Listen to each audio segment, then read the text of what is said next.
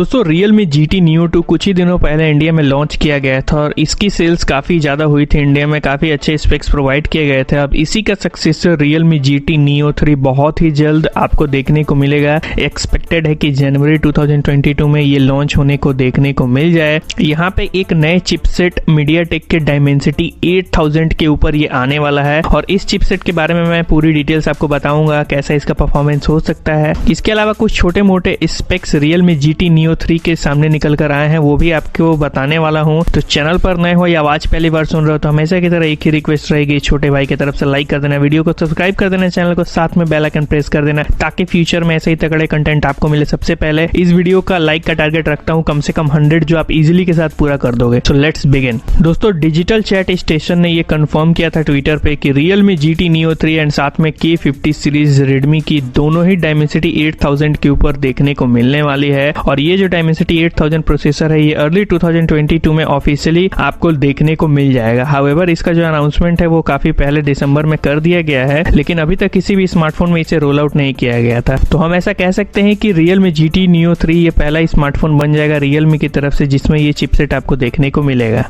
दोस्तों शुरुआत करते हैं इसके डिस्प्ले एंड डिजाइन के बारे में। तो जो बैक साइड है वहाँ पे ग्लॉसी फिनिश देखने को मिलेगा। ट्रिपल रियर कैमरा स्लॉट देखने को मिल जाएगा जिसका प्राइमरी लेंस 108 मेगापिक्सल का रहने वाला है। Realme का लोगो और साथ में आपको फ्रंट साइड की अगर हम लोग बात करें तो 6.67 इंच का एक AMOLED display with centre punch hole cutout panel के साथ देखने को मिलेगा, जहां पे रेजोल्यूशन 1080x2400 पिक्सल्स रहने वाला है। इसके साथ ही इन डिस्प्ले फिंगरप्रिंट सेंसर का भी सपोर्ट आपको देखने को मिल जाएगा फॉर सिक्योरिटी पर्पस। इसके अलावा डिस्प्ले एंड डिजाइन के बारे में कोई कंफर्मेशन नहीं है, बट देखते हैं काफी यूनिक ही रहने वाला है बिकॉज GT Neo 2 में जो इसका डिजाइन था वो बाकी प्रीवियस सीरीज से काफी हटके था। दोस्तों बात करें इसके बैटरी सेक्शन के बारे में तो मिनिमम 5000 mAh पावर की बैटरी 67 वोल्ट के फास्ट चार्जिंग के सपोर्ट के साथ आउट ऑफ द बॉक्स देखने को मिल सकती है। इसके अलावा इसके कुछ अदर कनेक्टिविटी फीचर्स की हम लोग बात करें तो USB Type-C port 3.5 mm jack का सपोर्ट देखने को मिल जाएगा। और एंड्रॉइड फीचर्स की अगर हम लोग वहीं साथ में बात कर लें तो एंड्रॉइड 12 के सपोर्ट के साथ Realme UI 3.2 का कस्टम स्क्रीन जो कि अभी रोल आउट नहीं हुआ है वो आपको देखने को मिल सकता है इस स्मार्टफोन में। अब दोस्तों आते हैं इसके प्रोसेसर के बारे में। तो जो MediaTek का Dimensity 8000 चिपसेट है ये 5 नैनोमीटर की फैब्रिक कोटिंग के साथ देखने को मिलेगा, जो कि रिसेंटली ही Dimensity 9000 में भी देखने को मिला है। और ये एक फ्लैगशिप प्रोसेसर है जहां पे आपको 4 Cortex A78 2.7 GHz के ऊपर क्लॉक रहने वाले हैं। इसके साथ 4 A55 2.0 GHz के ऊपर CPU कोर्स के सपोर्ट के साथ देखने को मिलेगा, जहां पे माली आपको G510 MC6 का देखने को मिल जाएगा जो कि 22% ज्यादा फास्टर है in compare with MediaTek Dimensity 1200। तो जो MediaTek का Dimensity 8000 प्रोसेसर है वो आपको काफी अच्छा एक्सपीरियंस इन कंपेयर विथ